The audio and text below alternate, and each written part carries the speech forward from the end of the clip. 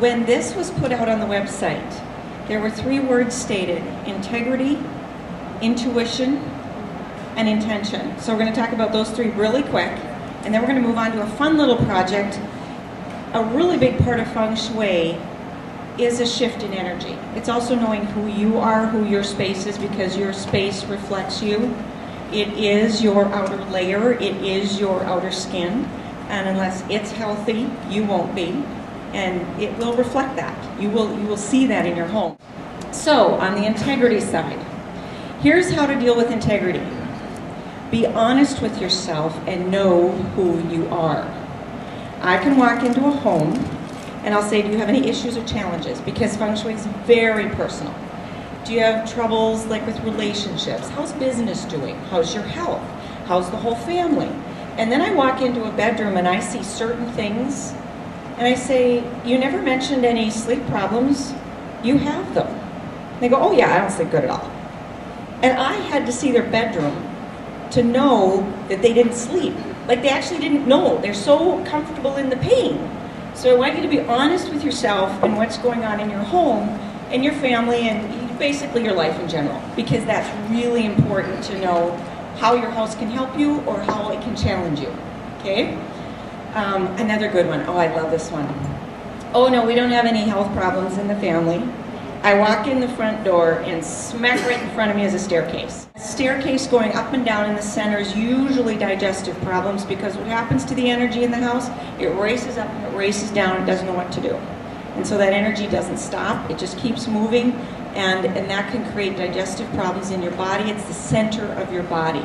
You can almost sense the common sense relationship between a stair in the center of the house and digestive problems in a person in the household.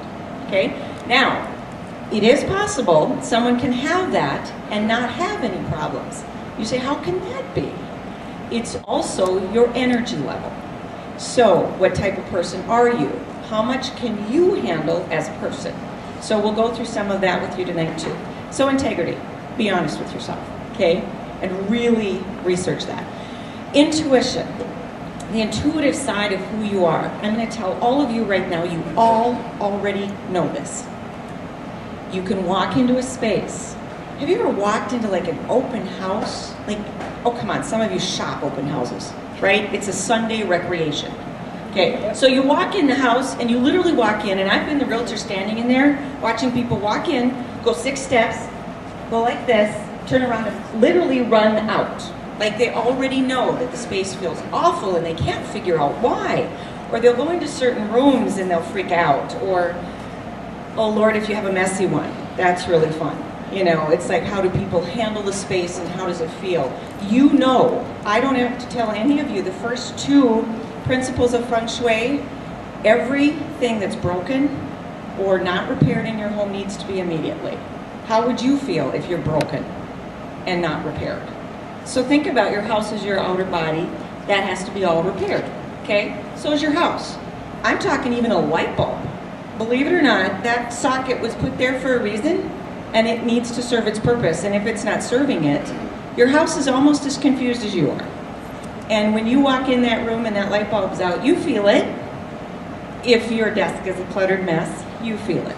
That's the second major thing in Feng Shui, is clutter creates a cluttered mind, cluttered space, and it depends on which area the bagua it's in too. It can also create clutter in other things. So think about that when you just think about the 2 first basic things of Feng Shui, okay? Intuitively, and especially as women, you know the feeling of energy in a space. And as I walked through, it was hilarious with Darcy and with Sheila. They knew. They honest to God knew. Sheila, where are you? She back there? Sheila, can I tell the toilet story? Absolutely. Okay. So I walk upstairs and she goes, you know, I've heard this thing about toilets over your front door, that's not a good thing. So she's been reading a little bit about Feng Shui, and I'm like, yeah, you're right, it's really bad. Not only, we walk up to the bathroom, it's broken and leaking.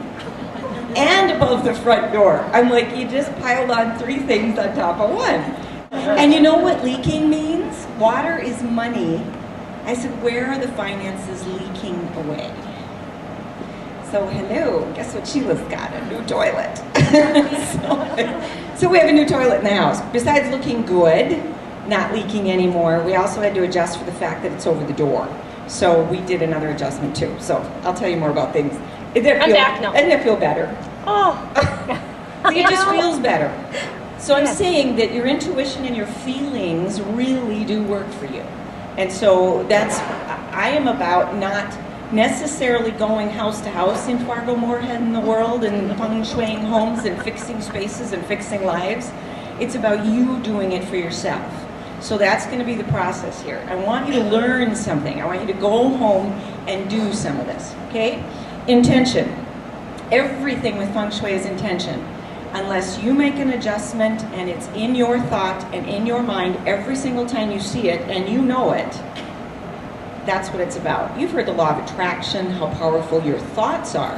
If you hang a crystal in the middle of your house to balance the whole energy of the house, I might have time to explain what I mean by that. If you do that, you're the one that knows it's there. You'll have hundreds of people walk through your house and come visit you. They'll never see it. They'll absolutely never see that crystal. But you know you placed it.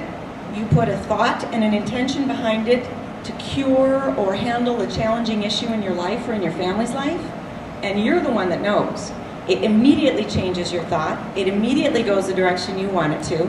And the more you repeat a thought, the more powerful it becomes, and you will manifest the change in your life. This is feng shui. It's not that complicated when you really think about it.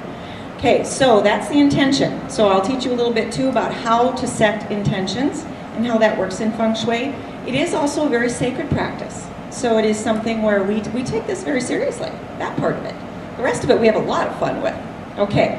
I am going to need a little bit of help from a couple of people, so who's ever handy. I'm going to give a handout out. We're going to figure out who you are.